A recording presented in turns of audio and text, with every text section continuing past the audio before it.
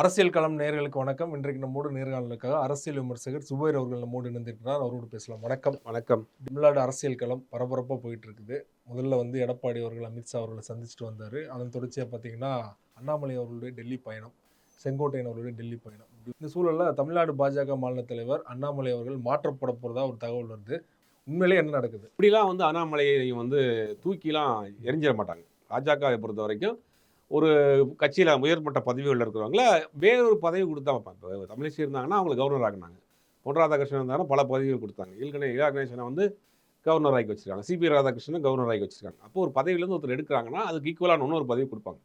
அதுக்காக நீங்க நினைக்கிற மாதிரி அண்ணாமலையை தூக்கி எறிந்தார்கள், விரட்டி அடிக்கப்பட்ட அண்ணாமலை டெல்லியிலிருந்து நடந்தே வந்தாரெல்லாம் போட்டுட்டு இருக்காங்க. இதெல்லாம் எதுவுமே கிடையாது. ஆனா அண்ணாமலையோட பாயிண்ட் ஆஃப் வியூல வந்து அவர் வந்ததுக்கு அப்புறம் தான் கட்சி ஓரளவு நெகட்டிவோ பாசிட்டிவோ வெளியில தெரிய ஆரம்பிச்சு அண்ணாமலை வந்ததுக்கு அப்புறம் தான் இல்லையா? வந்தப்ப கட்சி அவர் வளர்ந்துருக்கிறார். ஓகே. அண்ணாமலைங்கிற ஒரு நபர் பரபரப்பாக பேசப்பட்டிருக்கார். கட்சி வளர்ந்துருக்கா அப்படின்னா அதில் சந்தேகம் தான். பெரிய அளவில் வளர்ச்சியெல்லாம் இல்லை. அண்ணாமலை மேலிடத்தில் டெல்லியில் கொடுக்கப்பட்ட அசைன்மெண்ட்டுக்கும் டெல்லியில் இவர் சப்மிட் பண்ண டாக்குமெண்ட்டுக்கும் இங்கே நடந்துகிட்டு இருக்கிறதுக்கும் ஒரு நீண்ட தூர இடைவெளி இருக்குது. அண்ணாமலை முழுவதுமாக தன்னை ஒரு தனிநபர் அரசியல்வாதியாக உருவாக்கிட்டார். அதான் நடந்திருக்கு தமிழ்நாட்டில். பட் அது நிறையா மைனஸும் இருக்குது. அது என்னன்னா பரபரப்பான அந்த அரசியல் தமிழ்நாட்டுக்கு எடுபடாது. இவர் அண்ணாமலை செய்த அரசியல் தமிழ்நாட்டுக்கு எடுபட்டார். பார்த்தீங்கன்னா அதிரடியாக பேசுறது, கூட்டணி கட்சி தலைவர்களை விமர்சனம் பண்ணுறது, தரம்தாழ்ந்து விமர்சனம் பண்ணுறது, பத்திரிகையாளர்களை விமர்சனம் பண்ணுறது, மிரட்டுறது, இந்த மாதிரியான வேலைகள் தமிழ்நாட்டில் பார்க்குறப்ப அவர் மேல் ஒரு தரப்பை அவரை கொண்டாடினாலும் பெரும்பாலான தரப்பு அவர் மீது ஒரு அதிருப்தியாக தான் இருந்துச்சு. அதிமுக கூட்டணி உடைஞ்சது காரணமே அண்ணாமலை தான் அப்படின்னு வெளிப்படையாக சொல்லிட்டாங்க இல்லையா? அதிமுக கூட்டணி உடைஞ்சு அண்ணாமலைக்காகலாம் உடையல, அவங்களே தனியாக நிப்பாட்டி வச்சதுதான். அண்ணா அதிமுகவை பொறுத்தவரை 2016 வாங்கிட்டாங்க அந்த கட்சியை. எடப்பாடி பழனிசாமி தமிழ்நாட்டினுடைய பொதுச்செயலாளரை போட்டு வச்சிருக்காங்க போஸ்டிங், அவ்வளோதான். இப்போ எடப்பாடி கோச்சிட்டு போயிட்டாரு, செங்கோட்டையன் கோச்சிட்டு போயிட்டார். அந்த கட்சி 2016 அந்த மறைஞ்சவனே கட்சி இவங்க டேக் ஓவர் பண்ணிட்டாங்க.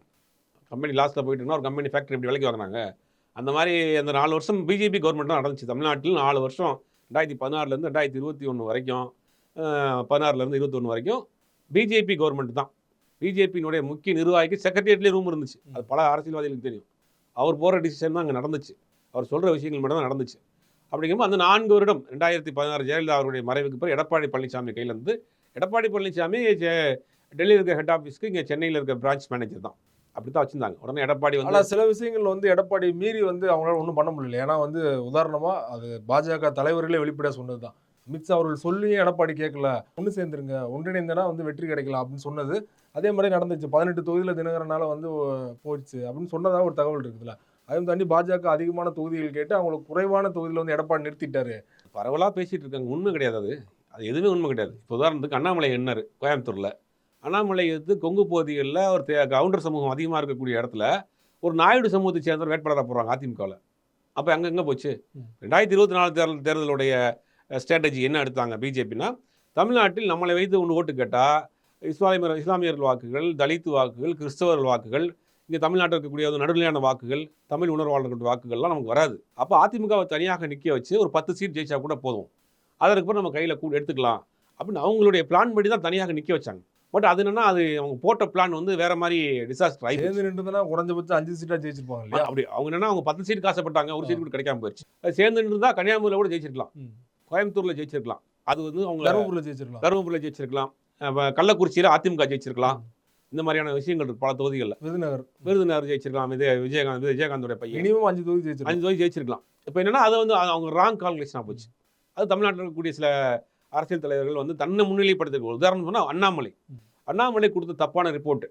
அண்ணாமலை என்ன சொல்கிறாருன்னா, நம்ம தமிழ்நாட்டில் நம்ம வளர்ந்துட்டோம், 20% இருக்குது, நம்மளே ஆட்சி அமைக்கலாம், அதனால் அவர் தனியாக நிற்க வச்சு தன்னை முன்னிலைப்படுத்தி தனக்காக ஒரு ஐடி டீமை வச்சுக்கிட்டு அவரை ஒன்மேன் அண்ணாமலை, ஆர்மி அண்ணாமலை அப்படின்னு நிறையா பேஜஸ்லாம் உருவாக்கி கிரியேட் பண்ணி கட்சிக்குள்ளே அடிக்கிறது, ஆடியோ வீடியோ போடுறது, இந்த மாதிரியான விஷயங்களை பண்ணி தன்னை முன்னிலைப்படுத்தி டெல்லிக்கு ஒரு ராங் ரிப்போர்ட்டை ஒன்று கொடுத்து 2024 தேர்தலில் பெரிய ஒரு இது நடந்துச்சு. தேர்தல் முடிஞ்சோன்னு பார்த்தீங்க, அப்பயே அவரை தூக்குறதுக்கு தான் பிளான். அதுக்கு பிறகு தான் கொஞ்சம் டிலே பண்ணாங்க. இப்போ தூக்க போகிறாங்க அப்படிங்கிற ஒரு செய்தி பரவலாக போயிட்டுருக்கு. இப்போ அண்ணாமலையை தூக்க வேண்டிய காரணம் என்ன இருக்குது அப்படின்னு ஒரு பெரிய கேள்வி இருக்குது. அண்ணாமலைக்கு நிர்மலா சீதாராமனுக்குமே ஒரு பெரிய ஒரு டக் ஆஃப் போயிட்டே இருக்குது ரொம்ப வருஷமாக. அது கேடி ராகவன் இஷ்யூலே நம்ம பார்க்கணும். கேடி ராகவன் தமிழ்நாட்டின் அறிவிக்கப்படாத தலைவராக இருந்தார். பிஜேபி தமிழ்நாட்டில் அறிவிக்கப்படாத தலைவர். நேரடியாக பார்த்தீங்கன்னா கேடி ராகவனுடைய கனெக்ஷன் தான். டெல்லி சம்பந்தமான எந்த விஷயத்தையும் வயா வந்து கேடி ராகவன், அப்படி தான் அந்த ரூட் இருந்துச்சு. அதற்கு கேடி ராகவன், எஸ்வி சேகர் போன்றவர்கள் கட்சியிலிருந்து நீக்கப்படுறாங்க, துரத்தப்படுறாங்க. கேடி ராகவனுடைய ஆடியோ வீடியோவுக்கு பின்னாடி யார் டைரக்ஷனுங்கிறதெல்லாம் கட்சி மேலாம் தோண்டி எடுத்துட்டாங்க. அதே ஹனி ட்ராப் பண்ணதெல்லாம் அந்த வார்த்தையே புதுசாக தமிழில் அவர் தான் அறிமுகப்படுத்தி விட்டார். இந்த விஷயம்லாம் வந்து நிர்மலா சீதாராமனுக்கு ஒரு பெரிய இது. ஓப்பனாக ஒருபடி மேலேயே சொன்னா, பிராமின் சமூகம் தான் அந்த 4.5% ஓட்டு தான் பிஜேபியினுடைய அந்த கோர் ஓட் பேங்க். அது இப்போ கொஞ்சம் கொஞ்சமாக வந்து பிஜேபிக்கு எதிராக அண்ணாமலை வந்த பிறகு பேச ஆரம்பிச்சிட்டாங்க. பிஜேபி பிடிக்கும், மோடி பிடிக்கும், அமித்ஷா பிடிக்கும், ஆனால் அண்ணாமலை தான் ரொம்ப தவறாக பண்ணுறா அப்படிங்கிறது தான் அவங்களுக்கு பெரிய ஒரு மனக்குறையாக இருந்துச்சு. அதுக்காக சரி கட்டணுன்ற வேலையை ரொம்ப நாளாக செஞ்சுட்டே இருந்தாங்க. இப்போ அதுக்கு வந்து பல சந்தர்ப்பங்கள் இப்போ வருது. அதனால் அண்ணாமலை மாற்றப்படலாம் அப்படிங்கிறதுக்கு ஏறக்குறைய 100% அண்ணாமலை மாற்றுவதற்கு வாய்ப்பு இருக்குது. ஏன் மாற்றுறாங்க அப்படின்னா, இப்போ நீங்கள் அதிமுக பிஜேபியை வந்து நீங்கள் வந்து தனித்தனியாக பிரிச்சுலாம் பார்க்கக்கூடாது. இப்போ 2026 சட்டமன்ற தேர்தலுக்கு ஒரு பிளான் போடுறாங்க. அப்போ என்ன பண்ணுறாங்க அப்படின்னா, அதிமுக தான் அவங்களுடைய மெயின் வந்து ஓட் பேங்க். இப்போ எப்படி பிஜேபி ஆர்எஸ்எஸ் இருக்கும், ஆர்எஸ்எஸ்னுடைய அரசியல் பிரிவு தான் பிஜேபி. முதல்ல இந்து மகாசபையாக இருந்துச்சு, வேறு பேரில் ட்ரை பண்ணாங்க. அதனால் வந்து ஒரு அரசியல் இயக்கமாக மாற்றணும்னா பிஜேபி அப்படின்னு ஒரு கட்சி வச்சுருப்பாங்க. அப்போ அதிமுகவுக்கு வந்து இப்போ நேரடியாக இந்துத்துவா பேசக்கூடிய கட்சி பிஜேபி, சாஃப்ட் இந்துவா பேசக்கூடிய கட்சியாக அதிமுக இன்றைக்கி அவங்க கொண்டு வந்தாங்க. வேறக்குரிய அந்த மாதிரி தான் செட் பண்ணியிருக்காங்க. அப்போ இப்போ என்னென்னா, அதிமுக ஒரு 3-4 பிளவுகளாக இருக்குது. அந்த பிளவுகள் சாதி ரீதியான பிளவுகள். இதுதான் ரொம்ப முக்கியம். தலைவர்களுக்கான பிளவே கிடையாது. இப்போ ஜெயஜா இருந்தாங்கன்னா தலைவர்களுக்கான பிளவு, ஜானகி அம்மா ஒரு பிளவாகவும் ஜெயலலிதா ஒரு பிளவாக இருந்தப்போ அது தலைவர்கள் ரீதியான பிளவு. இன்றைக்கு இருக்கிற பிளவு வந்து ஜாதி ரீதியான பிளவு. கடந்த 30 வருடமாக 91 சசிகலா அந்த அம்மையார் கையில் தான் ஒட்டுமொத்தமாக கட்சி இருந்தது. ஜெயலலிதா வந்து முதலமைச்சராக இருந்தாலும் சரி, வந்து எதிர்க்கட்சி தலைவராக இருந்தாலும் வெளியில் தெரியக்கூடிய பிம்பம் அந்த கட்சியை முழுவதுமாக கட்டமைத்து வழி நடத்தி ஒரு கட்டத்தில் இந்த அம்மா அரசியலே வேணான்னு போன ஜெயலலிதாவை கொண்டு வந்து உருவாக்கி வச்சிருந்தது அவங்க தான். அமைச்சராக இருக்கட்டும், எம்எல்ஏவாக இருக்கட்டும், நாடாளுமன்ற உறுப்பினராக இருக்கட்டும், நிர்வாகிகளாக இருக்கட்டும், மாவட்ட செயலாளர், எல்லாருமே அந்த அம்மாவுடைய டிசைடிங் தான். கட்சி அதிமுக தான், கட்சி வந்து சசிகலா தான், அவங்க சொல்கிறது தான் அது. அப்போ ஒட்டுமொத்தமாக தென் மாவட்டங்களில் இருக்கக்கூடிய முக்குலத்தோர் சமூகத்தினுடைய கட்சியாக தான் அதிமுக இருந்துச்சு. 1-2 நாள் 30 வருஷம் அவங்க கட்சி அவங்க கண்ட்ரோலில் தான் இருந்துச்சு. அப்போ சசிகலா அந்த அம்மையார் பண்ண பெரிய தப்பு என்னென்னா, எடப்பாடியை வந்து நீங்கள் முதலமைச்சராக இது பண்ணாமல் ரெக்கமெண்ட் பண்ணாமல் அவர்கள் சமூகத்தை சேர்ந்த ஒருத்தர் ரெக்கமெண்ட் பண்ணியிருந்தா ஓரளவுக்கு வந்து காப்பாற்றிருக்கலாம். ஆனால் ஜெயலலிதா மறைஞ்சதுக்கப்புறம் அந்த இமேஜை உடைக்கணும் அப்படிங்கிறதுக்காக தானே உடைக்கணும். நான் அப்படி இல்லை, தேவர் கட்சி அப்படிங்கிற ஒரு முத்திரை இருந்துச்சு, அதை உடைக்கணும் அப்படிங்கிறதுக்காக தான் இவரை கொண்டு போட்டாரு. செங்கோட்டையை கொண்டு வந்தாங்க, அவர் மருத்துவனே எடப்பாடி. ஆமாம், மருத்துவனே போடுறாங்க. அப்போ என்னன்னா இவர் என்ன பண்ணுறாரு, இவர் என்ன பண்ணாருன்னா, எடப்பாடி பழனிசாமி வேணும்லாம் பண்ணல, எடப்பாடி பழனிசாமியை செய்ய வைத்தார்கள். ஒரு குரூப்புக்கு சசிகலா பிடிக்காது, அந்த குரூப் வந்து போட்டு கொடுத்து ஒட்டுமொத்தமாக வழக்குகள்லாம் போட்டு கட்சியை வந்து இவர் கைப்பற்றிட்டார். எடப்பாடி மறுத்து இருந்தாருன்னா அவரும் ஜெயிலுக்கு போயிருப்பார். அன்னைக்கு எடப்பாடி துரோகம் பண்ணிட்டார், எடப்பாடி எடப்பாடிக்கு ஒரு டூலாக பயன்படுத்தினார். அவ்வளோதான். எடப்பாடி மனசறிஞ்சு துரோகம்லாம் பண்ணியிருக்க மாட்டார். அதுக்கு முன்னாடி பேக் கேட்டில் நிறைய ஹெல்ப்லாம் பண்ணியிருக்காரு, அது வேறு விஷயம். பேக் கேட்டில் ஹெல்ப் பண்ணியிருக்காரு. வர அந்த அக்ரஹாரத்துக்கு பரப்பர அக்ரஹாரத்துக்கு சிறைச்சாலைக்கெல்லாம் பல விதமான ஹெல்ப்லாம் பண்ணியிருக்காரு, அது வேறு விஷயம்னு வச்சுக்கலாம். இப்போ என்ன நடக்குதுன்னா, அப்போ வந்து இப்போ என்ன அதிமுகவில் வந்து என்னென்னா, கவுண்டர் இஸ் தேவர் முக்குளத்தோர் அப்படிங்கிற ஒரு போட்டி போயிட்டே இருக்கு. அதனால என்ன பண்ணுன்னா, தென் மாவட்டங்களில் திருச்சியை தாண்டிட்டிங்கன்னா கிட்டத்தட்ட 60 to 70 தொகுதி அவர்கள் தான் டிசைடிங் அத்தாரிட்டியாக இருக்காங்க, ஃபேக்டராக இருக்காங்க. இப்போ அதிமுக ஆனால் திருப்பி எடப்பாடி பழனிசாமியை வச்சுக்கிட்டு நீங்கள் போயிட்டு தென் மாவட்டத்தில் அதிமுக பாஜக கூட்டணின்னு போய் நின்னீங்கன்னா, ஆல்ரெடி பிஜேபிக்கு தமிழ்நாட்டில் ஒரு பெரிய ஒரு எதிர்ப்பு இருக்குது. எடப்பாடி பழனிசாமிக்கு மேலே அந்த பகுதியில் அந்த முக்குளத்தோர் சமூகத்தில் எதிர்ப்பு இருக்குது. இது ரெண்டையும் கொண்டு போய் அங்கே போய் நிப்பான்னு எப்படி ஜெயிக்க முடியும்? அப்போ என்ன பண்ணுறாங்கன்னா, 2 கட்சியிலையுமே வந்து 2 பிரான்ச்லேயுமே வந்து நம்ம வந்து கலையெடுப்பு வேலைகள் செய்யணும், நிர்வாகிகளை மாற்றணும்னு டெல்லி ஹெட் ஆஃபீஸ்லேருந்து முயற்சி பண்ணுறாங்க.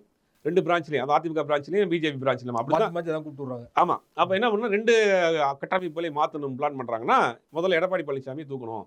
எடப்பாடி பழனிசாமியை கொண்டு போய் காமிச்சிக்கிட்டு நீங்கள் தேனியிலையோ, திண்டுக்கல்லையோ, ராமநாதபுரத்துலையோ, தஞ்சாவூர்லேயோ ஓட்டு கேட்க முடியாது. அந்த மக்கள் ஓட்டு போட மாட்டாங்க. நம்ம கட்சியிலேருந்து 30 வருஷ பதவி பறித்த துரோகி நீ அப்படிங்கிற ஒரு பெரிய கோபம் இருக்குது. அப்போ அந்த வாக்குகள் போயிடும், அது நேரடியாக திமுகவுக்கு போயிடும். திமுக தான் போட்டாங்க. உதாரணத்துக்குனா ஆண்டிப்பட்டி தொகுதி எடுத்துக்கலாம். ஆண்டிப்பட்டி தொகுதியை பொறுத்த வரைக்கும் அதிமுகவினுடைய கோட்டை. எம்ஜிஆர் நின்ற தொகுதி, ஜெயலலிதா நின்ற தொகுதி, அங்கே யார் கேண்டிடேட்டாக போட்டால் கூட அதிமுக ஜெயிக்கும். ஆனால் அவங்க கோபம் வந்து அதிமுக மேலே கிடையாது, எடப்பாடி மேலே தான் கோபம். இப்போ தொடர்ந்து பார்த்தீங்கன்னா 2 முறை வந்து சட்டமன்ற உறுப்பினர் திமுக வச்சது இருக்கார். அதெல்லாம் நினைச்சே பார்க்க முடியாத ஒரு விஷயம் நடந்திருக்கு. அப்போ அந்த கோபத்தை தணிக்கணும். அப்போ எடப்பாடி நீங்கள் தூக்கி போட்டிங்கன்னா அந்த மக்கள் கோபம் தெரிஞ்சிடும். எடப்பாடி தான் துரோகி, அதிமுக துரோகி கட்சி கிடையாது. அப்போ எடப்பாடியை தூக்கிட்டு அந்த இடத்துல வேற ஆள் போடணும். இப்போ ஆல்ரெடி டிடி விதினரன், ஓபிஎஸ், சசிகலா எல்லாருமே அந்த அந்த பாஜகனுடைய இதுக்குள்ளே போயிட்டாங்க, அந்த கட்டடத்துக்குள்ளே போயிட்டாங்க. ஆமாம். இப்போ நீங்கள் வந்து அவரே திருப்பி அந்த பகுதியில் போட்டிங்கன்னா கொங்கு பகுதியில் கொதிச்சிடும். என்ன செய்வீங்க நீங்கள்? இப்போ எடப்பாடியே தூக்கிட்டு டிடி விதினரன் கட்சியோட பொதுச் செயலராக ஆக்குறோம், இல்லை சசிகலாவை பொதுச் செயலராக ஆக்குறோம், ஓபிஎஸ்ஸை பொதுச் செயலராக ஆக்கணும்னா நீங்கள் கொங்கு பகுதிகளில் வந்து நீங்கள் ஓட்டு கேட்டு போக முடியாது. அவங்க வேற மாதிரி அவர் ஒரு இமேஜ் கிரியேட் பண்ணிடுவார். யார்? எடப்பாடி பழனிசாமி அந்த பக்கம் ஒரு தலைவர் ஆயிடுவார். சவுத்தில் நடந்ததோ அதே அதே மாதிரி மாதிரி இதில் கொங்கு நடக்க ஆரம்பிச்சிடும். அப்போ என்ன பண்ணுறாங்க அப்படின்னா, அந்த கொங்கு பகுதியை பொறுத்த வரைக்கும் ஆல்ரெடி பாஜக கொஞ்சம் பேஸ் போட்டு வச்சிருக்கு. அப்போ அதே பகுதியில் இருக்கக்கூடிய ஒரு சீனியர் பொதுச் செயலரை கொண்டு வருவோம் அப்படின்னு ஒரு பிளான் பண்ணுறாங்க. கை கடக்கமா நம்ம சொல்றதை கேட்டு கை கடக்கமா அமைதியாக வந்து கை கட்டிட்டு போகிற மாதிரி ஒருத்தர் போடுவோம் அப்படின்னு பார்த்தா, அந்த நேரத்தில் செங்கோட்டையின் மனக்கசப்பில் இருக்காரு, கோவத்தில் இருக்காரு, செல்லத்தை தூக்கு அப்படின்னு சொல்லி அல்லாக்கா கொண்டு போய் டெல்லியில் உட்கார வச்சு சொல்கிறதெல்லாம் கேட்பீங்களா? ஓகே ஐயா, கையெழுத்து போடுறீங்களா? போட்டுறையா, ரைட் முடிஞ்சு, நீ தான் தலைவர், உன்னை வந்து பொதுச் செயலர் ஆக்குறோம், உனக்கு பாதுகாப்பு கொடுத்தோம், நீங்கள் போங்க அப்படின்னு அவர் அனுப்பிச்சிட்டாங்க. இப்போ அதிமுக பொதுச் செயலராக இந்த பக்கம் ஆச்சு. அதிமுக உள்ள நடந்தக்கூடிய இப்போ என்ன நடக்கும் அப்படின்னா, இன்றைக்கி பேச ஆரம்பிச்சிட்டாங்க. பார்த்தீங்கன்னா அதிமுக எடப்பாடி எதிர்த்தவர்கள், எடப்பாடி ஆதரித்தவர்கள், ஓபிசி எதிர்த்தவர்கள், ஓபிசி ஆதரித்தவர்கள் எல்லாருமே வந்து இரும்பு மனிதர் அமித்ஷான்றாங்க. நீ பார்த்தீங்களா? நீங்கள் பல பேர் பேச ஆரம்பிச்சிட்டாங்க.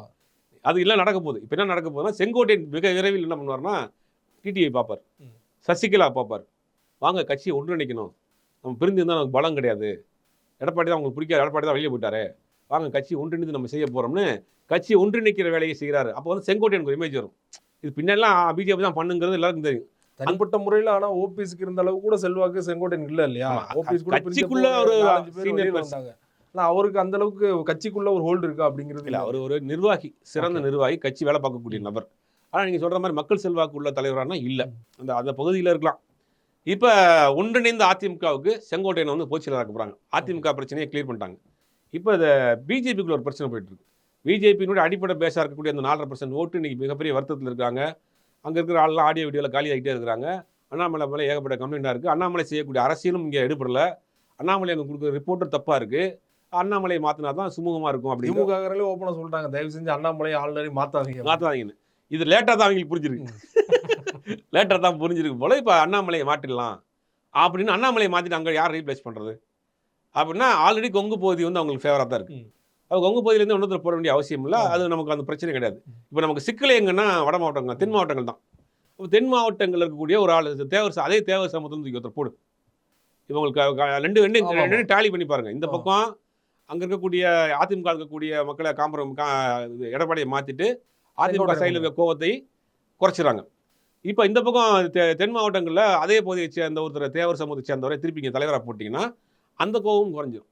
அப்போ அடுத்த லிஸ்ட்டில் யார் இருக்காங்க அப்படின்னு பார்த்தா நயனார் தூக்கி போடுவோம். நயனார் இப்போ அண்ணாமலையை மாற்றினா ஏற்கனவே வந்து பலமாக இருக்கிற கொங்கு பகுதியில் எந்த பிரச்சனையும் வராதா? எந்த பிரச்சனையும் வராது. அண்ணாமலை வந்து அப்படி ஒரு சொல்லிக்கொள்ளக்கூடிய மக்கள் செல்வாக்குள்ள தலைவர்லாம் வந்து அவங்க சொல்லிக்கிட்டாலும் கூட உடனே அண்ணாமலையை மாற்றிட்டாங்கன்னு கொங்கு பகுதி பிற மாறிடும்ன்ற ரிசல்ட் கிடையாது. ஆனால் அவங்க கண்ணை மூடிக்கிட்டு பாஜக இப்போ கொங்கு பகுதினா கொங்கு பகுதியில் குறிப்பிட்ட அந்த கவுண்டர் சமூகத்தை சேர்ந்தவர்கள் முழுவதுமாக அதிமுகவுக்கு வாக்களிப்பாங்கன்னா இப்போ இல்லை.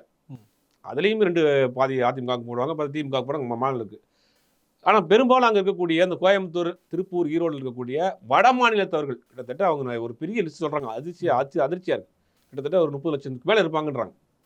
அந்த ஓட்டு வந்து கண்டிப்பாக பிஜேபி தவிர யாரும் போடாது. ஏன்னா வட மாநில கட்சி நமக்கு ஒரு பாதுகாப்பு தமிழ்நாட்டில் இருக்குன்னு நினைக்கிறாங்க. உதாரணத்துக்கு சொல்லணும்னா, சென்னையில் இருக்கக்கூடிய ஒரு பகுதி, கார்பரேஷன் பகுதி, அதில் வந்து ஒரு வட மாநிலத்தை சேர்ந்த ஒரு மார்வாடி கவுன்சிலர் இருக்கார் திமுகவில். ஆச்சரியமாக இருக்கு அவங்களுக்கு. வட மாநிலத்தை சேர்ந்த ஒரு மார்வாடி ஒருத்தர் வந்து அந்த பகுதியில் திமுக கவுன்சிலர் இருக்கார். அந்த கட்சிக்கு அவர் சீட் கொடுக்குறப்ப பயங்கரமாக சலசலப்பு வச்சு அவர் கொஞ்சம். ஆனால் அவரை தாண்டி அங்கே நிற்க வைக்க முடியாது யாரையும். தனியாக நின்னாலே ஜெயிப்பார் அவர். அப்போ எதுக்கு தனியாக நின்று ஜெயிக்கிற வான்னு சொல்லி அவங்க திமுக சீட் கொடுத்து ஒரு கவுன்சிலர் ஆக்கி விட்டுச்சு. ஆனால் இப்போ நம்ம வெஸ்ட் மாவட்டத்தை எடுத்திங்கன்னா உமானந்தன் ஒரு அம்மா நிற்கிறாங்க பிஜேபியில். அப்போ அந்த பகுதியில் இருக்கிற ஆட்களை வச்சு பண்ணணும். அதே மாதிரி தான் நீங்கள் வந்து கொங்கு பகுதியில் அவங்க மேஜராக பார்த்தீங்கன்னா வட இந்தியாவுடைய ஆதிக்கம் அங்கே அதிகமாக இருக்குது. அந்த ஓட் பேங்க் மாறாது, சலசலப்பு வராது. ஆல்ரெடி அந்த கவுண்டர் சமூகத்தை சேர்ந்தவர் தான் அதிமுக போட்டோமே, காம்பன்சேட் பண்ணிட்டாங்களே அப்படின்னு அது பிரச்சனை வராது. இந்த 4.5% ஓட்டு இருக்குல்ல, அது ரொம்ப ஸ்ட்ராங்கான ஓட்டு. அதுதான் பிஜேபியினுடைய பேஸ். அதுவே இன்னைக்கு ஒரு ஆட்டம் கண்டு போய் கிடக்கு. 2வது நிர்மலா சீதாராமன் தமிழ்நாட்டுடைய இன்சார்ஜாக அறிவிக்கப்படாத இன்சார்ஜ் வந்து நிர்மலா சீதாராமன் தான். இப்போ அவங்களுக்குமே வந்து நம்மளுடைய ஆளை கேடி ராவணன் காலி பண்ணிட்டார் இருந்தாலே அப்படிங்கிற ஒரு கோபம் இருந்துகிட்டே இருக்கு. சொல்லப்போனால் என்ன சொல்கிறாங்கன்னா, அவங்க 2 பேரும் சந்திச்சே பேசலை, கேட்டசிக்காக பார்த்துருப்பாங்களோடைய அவங்க தனியாக சந்திச்சு கட்சி நிறுவனம்லாம் அண்ணாமலைகிட்ட கேட்கவே மாட்டாங்க அவங்க அப்படின்னு ஒரு தகவல் சொல்கிறாங்க. அப்படிங்கும்போது அதை அந்த அந்த பழியை தீர்த்து கொள்வதற்காகவும் கட்சியை வந்து 2026 தேர்தலுக்காக மறுசீரமைப்பு செஞ்சு கொள்றதுக்காகவும் இப்போ அண்ணாமலையை மாற்றி விட்டு நயினார் நாகேந்திரன், வானதி ஒரு லிஸ்ட் சொல்கிறாங்க. இதனால் இந்த லிஸ்ட்லாம் இருக்கும் அப்படின்னு.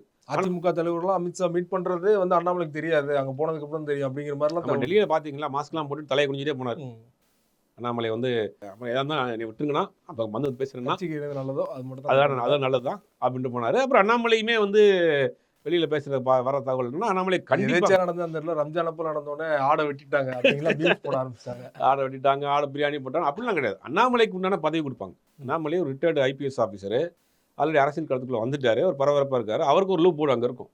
இப்போ அவர் அகிலேந்திய கவர்னர் போஸ்ட்டுங்கிறதே வந்து பாஜக பொறுத்த வரைக்கும் வந்து ஒரு ரிட்டையர்மெண்ட் கடைசி கட்டத்தில் இருக்கவங்க தான். அதுக்கப்புறம் அவங்களுக்கு பெருசா ஒன்றும் இல்லை. ஆனால் இவர் வளர்ந்து வர தலைவர் 40 தொடக்கத்தில் கட்சிக்கு இப்போ ஆளுநராக போட்டார்னா அவரோட அரசியல் வாழ்க்கையை முடிஞ்சிடல. ஆளுநராக போட மாட்டாங்க. கட்சி தலைமைக்கு ஏதாவது வேலை செய்யறதுக்கு பயன்படுத்தும். அகிலேந்திய பொதுச்செயலாளராக போடலாம், இளைஞரணி தலைவராக போடலாம். படித்த ஒரு ஐபிஎஸ் ஆஃபீஸராக, ரிட்டையர்ட் ஐபிஎஸ் ஆஃபீஸராக இருக்காரு, வயசு கம்மி தான். அப்படிங்கும் போது இவரை பயன்படுத்த தான் பார்ப்பாங்க. ஓகே, சொல்கிற வேலையை செய்கிறார்ல, அதுக்கு ஒரு ஆள் வேணும்ல, ஒரு படித்த ஆள் வேணும்ல. அப்படிங்கும்போது இவரை பயன்படுத்துவாங்க. இவங்க நினைக்கிற மாதிரி அண்ணாமலை தூக்கி குப்பையில் போட்டாங்க, அண்ணாமலை விரட்டி அடிச்சுட்டாங்க, அண்ணாமலை இந்த இடத்துல இருந்து இன்னொரு போஸ்டிங் போட போகிறாங்க, இந்த பிரான்ச்ல இருந்து வேற பிரான்ச்சுக்கு போடுவாங்க. அகில இந்திய தலைவர்கள்லாம் பயப்பட ஆரம்பிச்சிருவாங்க, இங்கே வந்து அனிட்ரா பண்ணிட்டாரா என்ன பண்ணுறது. ஆமாம், அது அவங்களுக்கு தெரியாது. அவங்களுக்கு வந்து இந்த இவர் பண்ண அந்த ஆடியோ வீடியோ ஒரு பெரிய யூனிட்டாக வச்சிருக்காருங்கிறது அவங்களுக்கு தெரியாது. சொல்கிறாங்க விளையாட்டுக்கு சொல்கிறாங்க, எல்லாரும் உண்மையான தெரியல. ஹார்ட் டிஸ்க் பல ஹார்ட் டிஸ்க் அந்த மாதிரி இருக்குது. அவர் டெல்லி போனால் தெரியும், ஒருவேளை டெல்லி அரசியல்வாதிகள் வந்து பண்ணுவாங்க. ஆனால் ஒரு வேற ஒரு கௌரவமான பதவியை கொடுத்து தான் அண்ணாமலை இங்கேருந்து எடுப்பாங்க. இவங்க நினைக்கிற மாதிரி நம்ம அவ்வளோ சீக்கிரமாக தூக்கி போட மாட்டாங்க. ஆனால் மாற்றம்ங்கிறது உறுதி. இந்த கால்குலேஷன் தான் 26 தேர்தலுக்கு பிஜேபி தயாராகுது. அவருடைய மெயின் கம்பெனியும் சிஸ்டர் கன்சர்னி ரெண்டையுமே மறுகட்டமைப்பு செய்கிறாங்க. வேற குழப்பமே கிடையாது. அண்ணாமலை மாற்றம்ங்கிறது ஏறக்குறைய உறுதி தான். நயினாரும் கன்ஃபார்ம் ஆயிடுச்சா? அவர் லிஸ்ட் அது முதல்ல இருக்கிற லிஸ்ட்ல வந்து நயினார் நாகேந்திரன் இருக்கார். தமிழிசை, அடுத்தது தமிழிசை, வானதி, நயினார் நாகேந்திரன், இன்னொரு தலித் சமூகத்தை சேர்ந்த ஒரு தலைவர் சொல்றாங்க. இவங்க எல்லாமே லிஸ்ட்ல இருக்காங்க. இதை யார் மாற்றி போடுறாங்கன்னு தெரியல. ஆனால் அண்ணாமலை மாற்றம்ங்கிறது உறுதி. அந்த லிஸ்ட்டில் முதல் பேர் வந்து இப்போ நயினார் நாகேந்திரன் இருக்குது. ஏன்னா ஆல்ரெடி அவர் வந்து ஒரு செல்வாக்கு மிக்க தலைவராக இருக்கிறாரு. அந்த பகுதியில் தனக்குன்னு ஒரு செல்வாக்கு இருக்குது, சாதி பின்புலம் இருக்குது, வசதியானவர், அரசியல் தெரிந்த ஒரு நபர், ஒரு பக்குவமான அரசியல்வாதி, அமைச்சர், பக்குவமான அரசியல்வாதி. அதிமுக செங்கோட்டையன் மாதிரி நீங்கள் சொல்கிறத கேட்கலாம். ரெண்டாவது இங்கே இருக்கக்கூடிய எல்லார் கட்சிக்கும் ஒரு இணக்கமாகவும் இருக்கிறார். ஒரு பரபரப்பான அரசியல்வாதி கிடையாது. பரபரப்பான அரசியல்வாதி வந்து பரபரப்புக்கு தான் பயன்படுத்துகிற, வாக்கா மாறாது. அது பர்சனலாக அவங்களை இமேஜ் பில்டப் பண்ணிக்கிற வாக்கா மாற. இப்போ தான் ரொம்ப லேட்டாக வந்து அவங்க புரிஞ்சிருக்காங்க. இப்போயாவது புரிஞ்சாங்களேன்னு பார்க்க வேண்டியது இருக்குது. அப்போ இந்த லிஸ்ட்டில் முதலில் இருக்கிறது நயினார் நாகேந்திரன். நயினார் நாகேந்திரன் நியமிக்கப்படுவதற்கான வாய்ப்புகளும் அதிகம்.